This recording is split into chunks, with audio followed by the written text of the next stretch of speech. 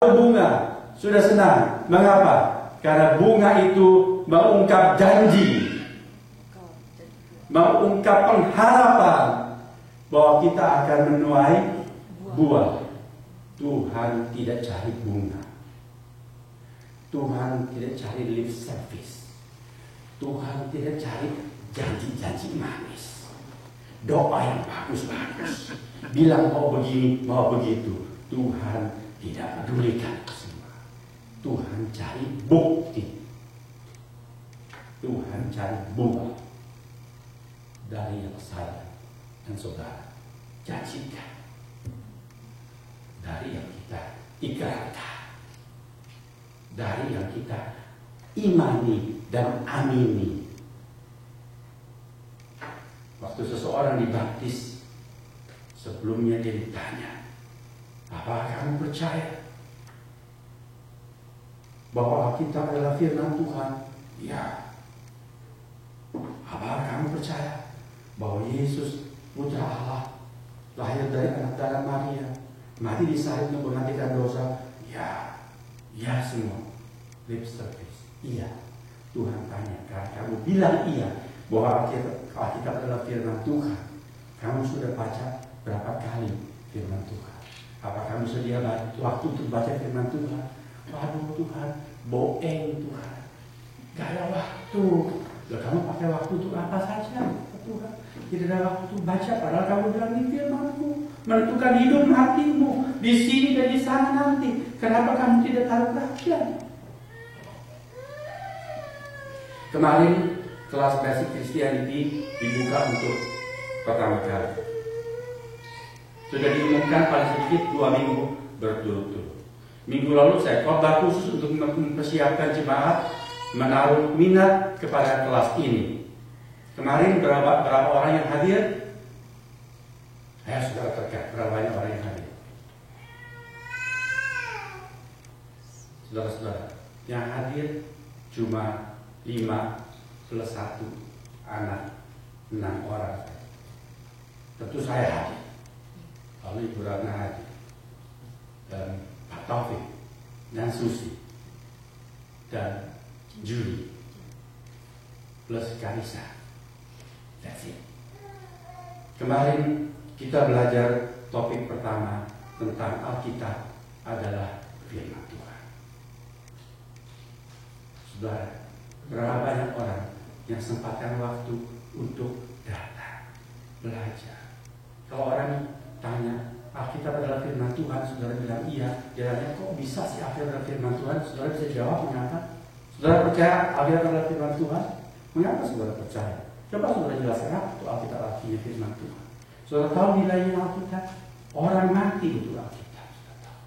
William Tyndale pada abad ke-16 menerjemahkan Alkitab ke dalam bahasa Inggris, lalu mencetak Alkitab di Jerman karena Inggris tidak mengizinkan Alkitab diterjemahkan dan dicetak pada waktu itu.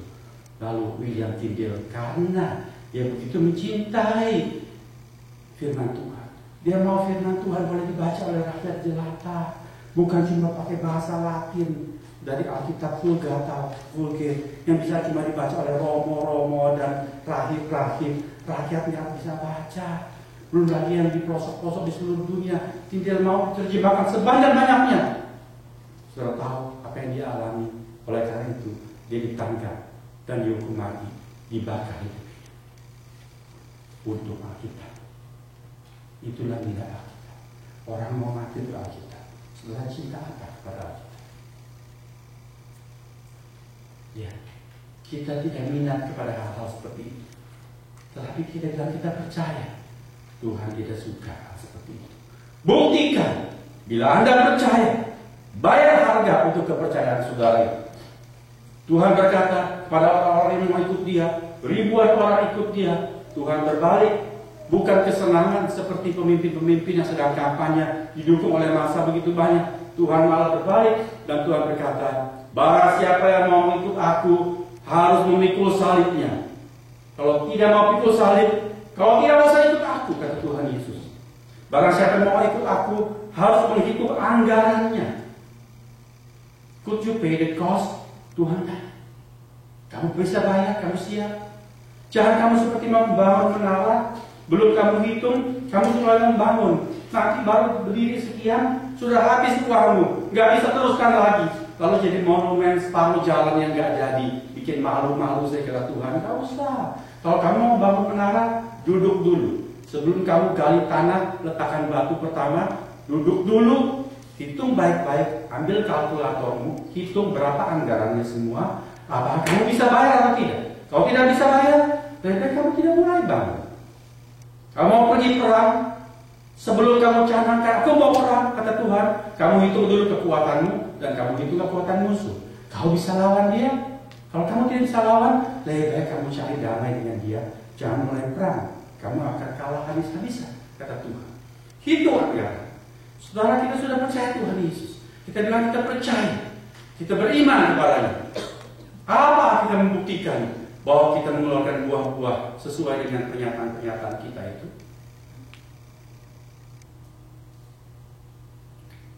Apakah saudara setuju mengatakan bahwa keselamatan itu sungguh bernilai? Iya. Surga itu begitu penting? Iya. Mana buktinya? Apakah saudara membayar harga untuk membuktikan bahwa saudara begitu mencintai anugerah Tuhan yang memberikan keselamatan, yang memungkinkan saudara boleh duduk bersama-sama dengan Allah Bapa di sorga, dan saya juga di sana bersama-sama dengan Dia? Buktikan. Kita lalu mengatakan, dalam waktu, Pak Hendy, di Amerika ini lain dengan di Indonesia.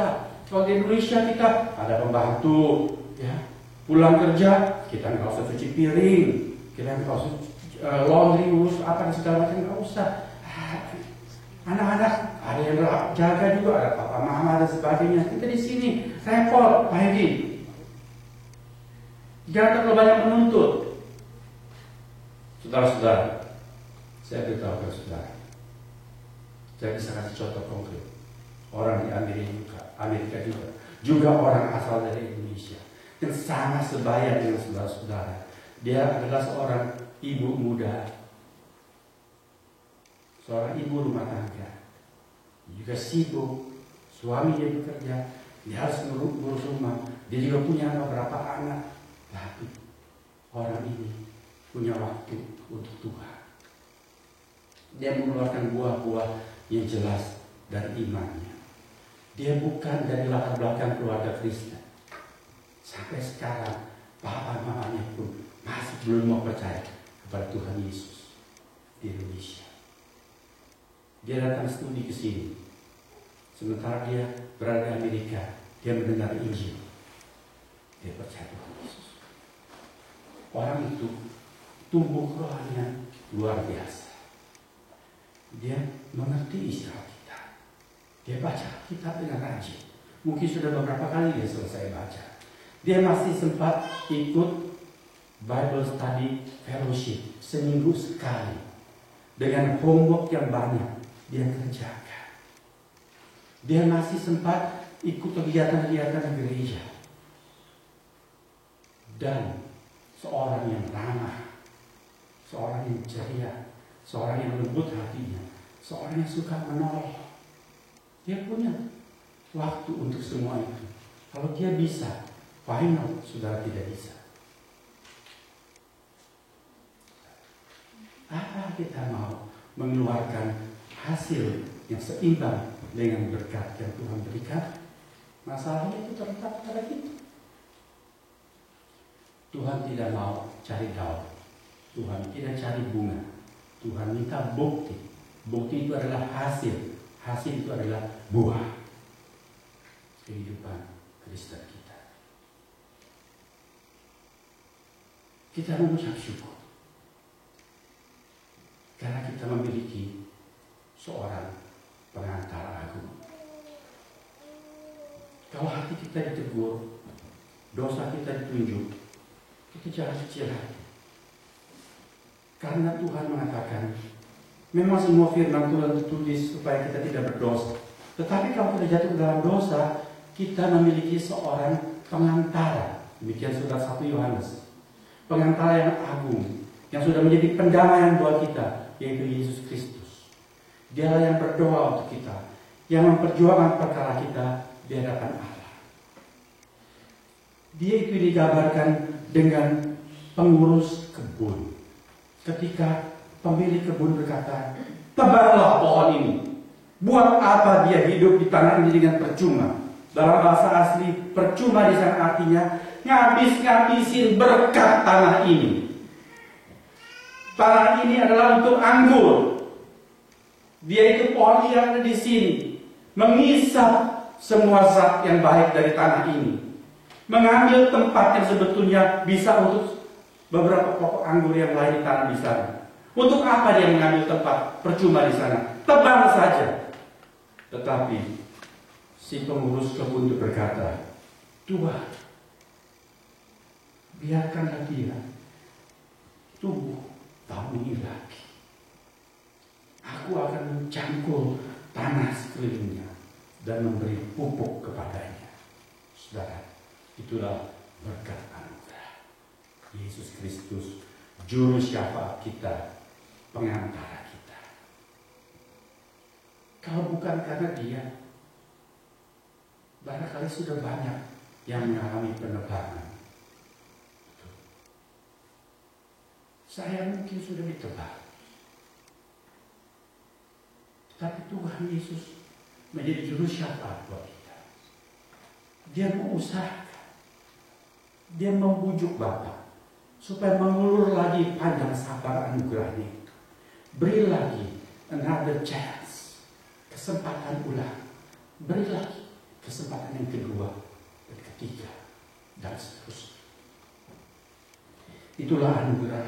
Aku akan mencampur tanah sekelilingnya.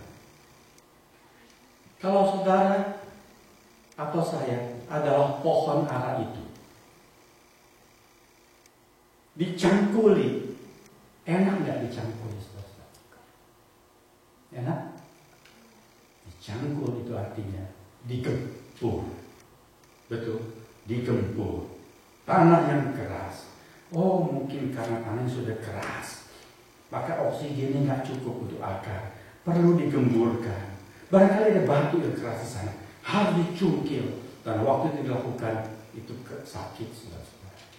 Tuhan Yesus pun melakukan itu kepada saya dan saudara. Dia mencangkuli kita. Dicangkuli itu artinya dikerasi, ditegur, dibukakan yang salah. Mungkin kita merasa malu, pipi kita merah, kita merasa tidak enak. Itu dicangkul.